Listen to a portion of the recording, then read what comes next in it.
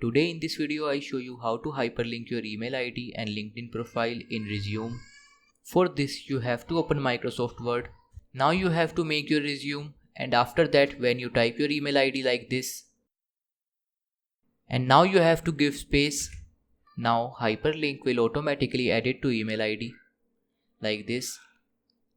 Now type LinkedIn profile. Now select this text, right click on it, click on hyperlink. Now you have to open your LinkedIn profile like this. Click on your profile name. Now select this, right click on it, click on copy. Now you have to close this window and right click on address, click on paste. Now click on OK.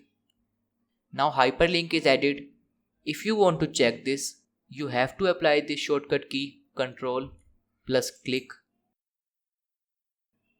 Now as you can see, hyperlink is working. So this is how you can hyperlink your email ID and LinkedIn profile in Resume. Thank you for watching this video. Please like this video and subscribe to my channel for more interesting videos like this.